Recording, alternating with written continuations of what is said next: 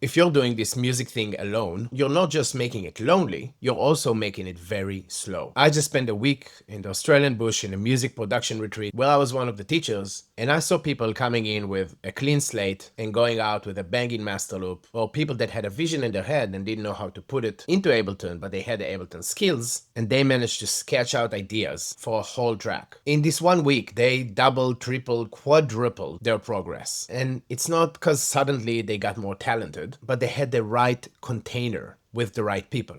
In this video, I'll talk about the biggest thing that I've learned from this week, from the last few months, and from a decade worth of doing this music thing. But basically, you should stop doing this alone. Now, it's very true that this music thing can be lonely. You're alone a lot. It's you and your laptop for days and weeks and months and years, just trying to make your vision into reality day in, day out. And that's not bad. That's a good thing. If you're in flow and the magic happens, it's the best bit. In my opinion, having a home studio is where it's at because you can get the reps in, and getting the reps in is what's most important, especially at the beginning. So when you're alone and it's just you and your computer, you can keep doing it whenever you want. If you want a session at 2 a.m., not recommended, but if you're one of those people, go for it. You can just do it. So in some terms, being alone is what makes it fast because you're the judge of when you want to put effort and put energy towards making music. But last week in this retreat, I actually saw how fired up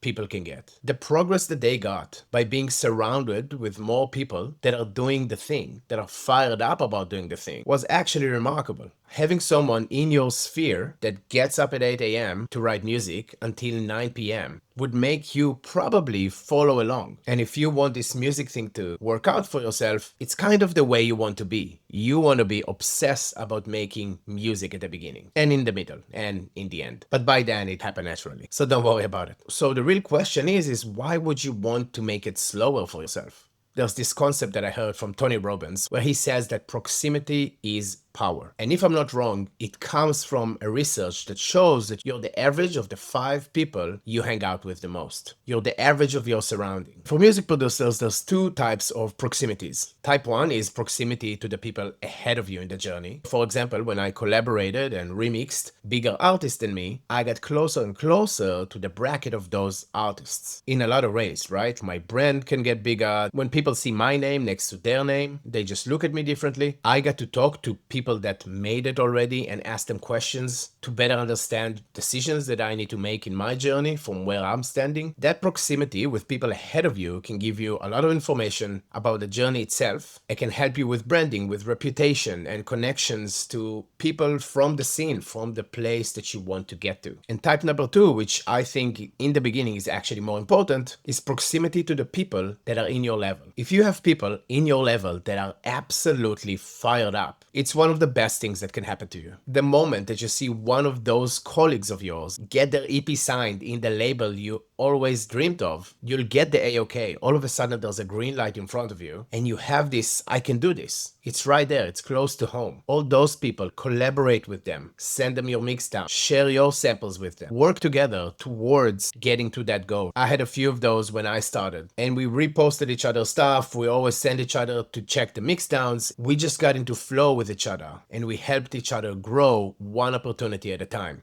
And the main thing is that all of us took this thing very seriously. Now look at the 5 people that surround you in your life, that you spend the most time with, and see where they can benefit your music production career. Obviously, your girlfriend or your boyfriend doesn't have to do exactly the same. But if you have more fired up producers in your close sphere, there is just more chance you're going to make it, no matter how you're going to look at it. And if that's not the case, change your sphere. There's a few things that I can see from this week and from my music academy, and I guess from my own journey, that really helps. So if you have friends that are music producers and are as fired up as you and take it as seriously as you, here's a few things that I noticed that they're doing the best compared to anyone else in your life. One example is you actually show them your music. And there's a few things that happen when you show people your music. Firstly, you get their feedback, which is good. But the second thing, which I think is more important, and I've heard the teacher in the retreat says it and the other students in the retreat say it as well, when you show your music to other people, you actually know how you feel about the part that's gonna come. Like you all of a sudden start making excuses. Before it comes, you're almost saying like, I need to work on this one a bit more. Like you just know what stands out, what you stand behind and what you don't stand behind. You just know it. And those things bubble up when you share your music with people. So having those friends in your sphere and showing them your music actually makes you be a better judge of your music. Another example is that when you share people within your sphere, right, your community that you curated for yourself of music producers that are serious, the more you're gonna grow together. They will give you feedback, not comparing you to other artists. They're gonna compare you to your past self, which is exactly how it should be. They can see the growth. And if they can see the growth from where you are to where you are now, they can help you better understand what your next steps should look like. And the main thing I saw from this retreat of having 15 music producers in one room for 7 days, that you just have energy and accountability on tap, right? If you're stuck with a transition, just get a mate to listen to it real quick. They can give you an opinion. Maybe they'll spark an idea up. There's just a lot more collaboration going rather than competition. You can get fired up. You see someone staying in the room from 8 a.m. till 9 p.m. You get fired up. You want the thing they have. You can start showing up more, being there more, getting the reps in, which will improve you faster. And again, it's not because you're more talented all of a sudden. It's just because you're in the right room. You put yourself in a place that helps you grow more. So if you want to accelerate your journey, make it faster, make it smoother, I would highly recommend finding your community, curating your sphere of people that surround you so you'll feel better showing up, sharing, giving, and growing. If you don't have a physical community where you are, if you're not surrounded by music producers, luckily, it's 2026 and you just go in the internet. For example, in my music academy, all the students can interact with themselves and with me, and we get to share ideas and listen to each other's master loops, the latest mix, share sample packs, and whatever it is, we can talk to each other and grow together from the other sides of the world. The more you're gonna make out of that community, the faster your improvement will come. Those things are just something that another YouTube tutorial can't give you. The comment section in YouTube can't give you that. By all means, find someone on SoundCloud that is from the same scene of yours, that have the similar amount of followers, and just shoot them a message. See if you can send them your latest track, see what they think, try to collaborate, try to know people, network enough